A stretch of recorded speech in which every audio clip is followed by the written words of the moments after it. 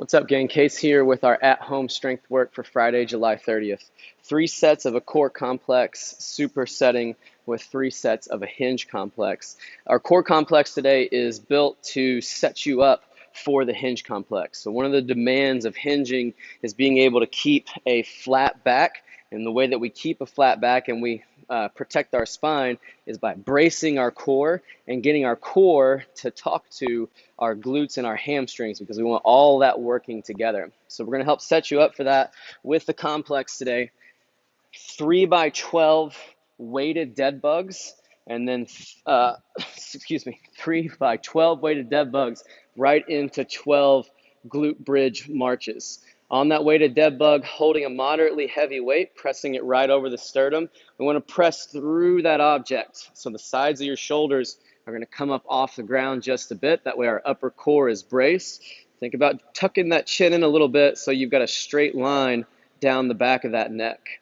From here, we're going to brace our low abs. So that's what presses that low back into the ground. Heels in line with our knees. Extend one leg. Make sure that low back stays on the ground. Everything's braced. Extend the other leg. You don't have to pause for a long time, but stop for just a moment in the bottom, just so you can feel how to squeeze everything tight while keeping that low back on the ground and that leg extended. Pause at the top. Move through those nice and slow. You'll go right into 12 glute bridge marches from there. So we'll drive hips up. Same thing, we want to be braced through our middle, squeezing our butt and our hamstrings. So we've got a straight line from our knee down to our shoulders. And then as we march with one leg, we've really got to brace through this other side because we don't want any hip shift. So that's the goal here, is to keep our belly tight and to keep our hips right in the same position as we march. If you feel pain in your low back when you're doing this, that might mean that you're overextending and you're not braced enough through your middle. So make sure that you're locked down so that you don't feel any pain in that low back. Rest about 90 seconds, and then you'll go into your hinge complex. 6 split stance deadlifts, 10 Russian swings, and then 10 deadlifts. So split stance deadlift is very similar to that split stance RDL. So all of your weight's going to be on that front leg. This back toe is just resting lightly 4 to 6 inches behind that heel. So you don't want to get back too far.